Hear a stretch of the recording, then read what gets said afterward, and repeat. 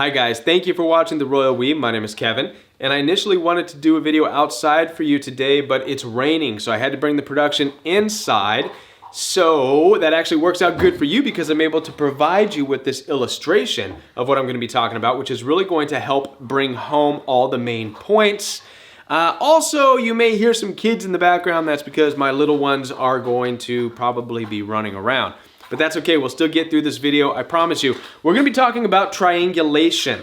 And what we're gonna talk about and what we're gonna learn and discover in this video, at least my hopes, are how important it is to understand triangulation, not only how important it is to understand the narcissistically abusive person's role in triangulation, but it's also important to understand the third party or the third person's role, and it's also important to understand your own role in triangulation. Now, if you've come out of narcissistically abusive situations, you know what triangulation is because you have been victimized by triangulation. You may have also at some point been involved with triangulating others, and you may have triangulated someone in the past yourself. I don't know. We'll find out, but stay with me in this video because we're going to talk about that. Now, first of all, to understand what triangulation is best defined as the narcissist's inability or the narcissistic person's stopping communication with you. Notice in my diagram here I have the narcissist up here represented by this dot. Down here I have you. The narcissistically abusive person stops their communication with you, stops talking about their issues with you. You know they have a problem with you, but they don't talk to you directly about it. Instead, they go to a third person or a third group of people and talk about you to that third party or third person. This automatically brings this third person into the situation, forming a triangle. Therefore, you have what's called triangulation. Now, this third person that we're talking about, a third party, this could be a complete stranger, somebody you've never met, or maybe somebody you've met in passing, like somebody you've met at school. If you've ever had a person come up to you, a random person that would walk up to you and say something like, "Do you have a problem with me, dude?" Or, "I heard you were talking about me, yo," or whatever. I'm not trying to act a certain way, but you know, you get the point. If you've ever had someone approach you, accusing you of something, and your response is, "I don't even know you. Who are you?" Well, chances are, actually, the fact is, you were triangulated.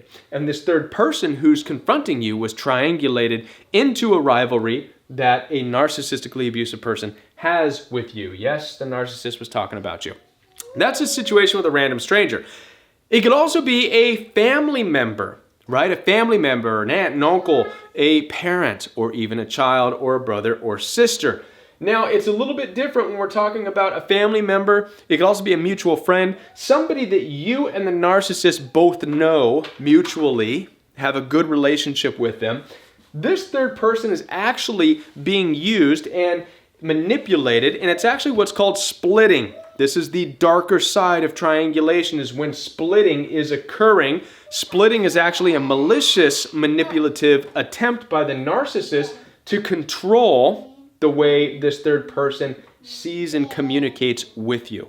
It is malicious, and it's a manipulative tactic to control your communication. In other words, the narcissist doesn't want this person talking to you, or they want them to talk to you in a certain way, and they don't want you to be able to talk to that person. They want to end and disrupt that healthy communication. That's known as splitting. It's a part of triangulation. Now, there's two forms of triangulation that I've witnessed in my own life, all right? And we're gonna talk about these two different forms and two different types of triangulation. You're gonna see that one is less malicious, but just as dangerous, and the other one is very malicious, all right? The first one that I wanna talk to you about, the less malicious type, is basically a selfish way for the narcissistically abusive person to just gain sympathy.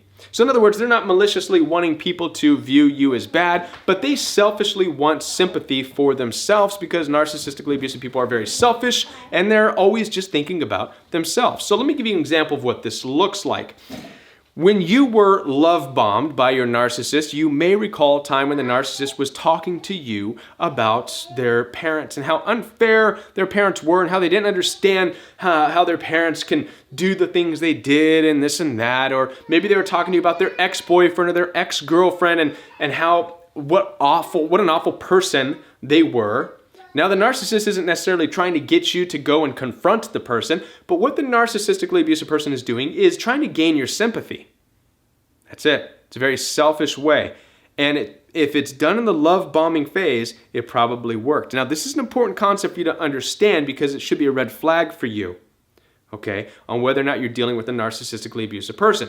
Anytime a person comes up to you and starts painting a bad picture of a family member or an ex or whatever else, understand that it may just be a selfish way to gain sympathy, your sympathy, thus bringing you as the third party into their triangulation. All right? And it's also a good sign of what's going to happen to you in the future when they move on to somebody else and they'll be talking about you in that same way. Oh, how unfair you were to that person.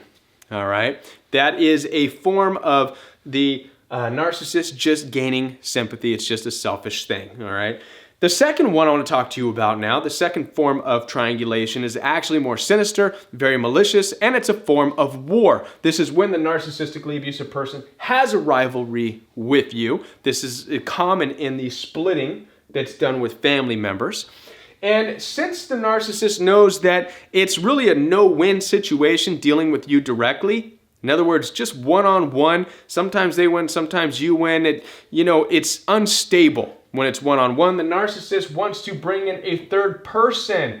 Why? Because narcissistic person believes that if they can have someone on their side, they're not carrying the whole burden of trying to ruin you on their own, which they cannot do. They're not strong enough. So they share that burden with a third person. It could be somebody that you don't know, who they believe would have no problem confronting you, even though they never met you. Or it could be a family member who they trust would fall for their lies or whatever and turn against you. Like I said, it's very malicious. It's a malicious attempt by the narcissist to gain control over your relationship with somebody else and to ultimately feel like a winner and a champion for beating you and getting other people on their side. Okay? So those are the two different types of triangulation that I've witnessed in my own life. Now, what I want to talk to you about in this video is what also we're going to learn, and that is about the third person. What triangulation also can teach us about the third person. Maybe it's somebody that we are mutual friends with. Maybe it's part of our family. Maybe it's friends, whomever. It's important to understand the response of the third person in triangulation. You're going to get one of three responses from this person, and it's going to tell you a lot about your relationship with them and who they are and if you can trust them and what type of person they're going to be in your life. This is what's good about talking about this. The first response that I want to talk to you about is if they go ahead and take the narcissist's side. So the first response, they take sides. All right? If this third person takes the narcissist's side without even talking to you or getting your side of the story, this third person is most likely also a narcissist, very easily persuaded and has a knee-jerk reaction to stuff they really know nothing about, easily explosive, on and on and on. They just go ahead and jump in and take the third person's side. That is a narcissistic trait. They lack empathy, enough empathy to be able to talk to you and get clarification. That's good for you to know. It's good for you to know that this third person, maybe it's somebody you don't know, maybe it's somebody in your life, maybe it's a parent, maybe it's a sibling. But if you're getting these evil stares from this person, or you're getting, comments made to you from this person, and you're like, what in the world? What is going on? Why are you looking at me? Why are you talking to me like this? You've never treated me like this before. Well, they're letting you know that, yeah, they're a narcissistically abusive person too. And narcissists tend to clump together with other narcissists. They're able to form this kind of evil view without even hearing your side of the story. And they just team up against you. So it's good for you to know that. The second response that you may receive from this third person or third party is no response. No response, right? Now you may think no response is a good thing, right? Most people would say, well, no response is a good thing. They're kind of playing both sides. They'll talk to you and they'll talk to them. What's really happening is they're enablers. And it's important to understand enabling, okay? Enabling means that anything can be said about somebody else and they're really not going to jump in. They really are not there to defend anybody. Whoever gets hurt, gets hurt. That's an enabler. Enabler doesn't have the backbone to stand up and help solve a problem between two people and to try and figure out what's going on. So they're enablers. It's good for you to know this because you may want to try and rethink of how enablers fit into your life. Because, you know, like I said, you want to be careful with enablers, all right? Enablers are not necessarily good in these types of situations. The third type of response is going to be the empath. Again, forgive my writing, guys, but the empath. Now, the empath is your best case scenario, guys. The empath is the one who's going to actually question the narcissist and say, whoa, whoa, whoa, whoa, wait a minute. Are you sure Kevin said that? Because that doesn't sound like something Kevin would say. Or are you sure Sally did that? That sounds out of character for her. You know what? Let me talk to Kevin or let me talk to Sally myself and figure out what's going on, all right? That's shutting down the narcissist's attempt to manipulate. It's showing that this person, the third person, has an empathic ability to read deeper into the situation, to think upon and reflect upon the way they know that individual, and have some empathy towards the situation, maybe towards both sides at first, but desire to want to find out the truth. They're not going to take the narcissist's word for it, and they're not just going to stand there and do nothing. So they're not being a narcissist, they're not being an enabler, they're being an empathic. That's your best case scenario. It's important to understand this about the three types of responses. It's important to know this about that third person because that's going to tell you a lot about your relationship with them. All right, guys, I talked about a lot in this video. We talked about triangulation, how it is, what it is, how you can stay out of triangulation yourself. You now have an understanding of what the narcissist is trying to do. Hopefully, you have an understanding of your position in it. And you also have an understanding of how to read and figure out who the third person is in your life. Whether or not you need them in your life and whether or not you need the narcissist in your life. All right, guys, if you have any questions about this video at all, please don't hesitate to contact me. I leave my number at the end of each video. I hope this helped you. All right, guys, thanks for watching. Bye. It's cold out here and things get a little fogged up. I really hope that you liked the video that I shared. And guys, if you do, I would really appreciate if you would subscribe to my channel so you can stay up to date with all the latest material that I'm going to put out. Also, take advantage of the fact that I leave my telephone number right there for you to contact me. Now, I am working on a course, and in time the course will be available, and I hope to become more of a life coach and be able to help you through and walk you through the process of healing even more than I am right now. So, but until that time comes, take advantage of the fact the phone number is there.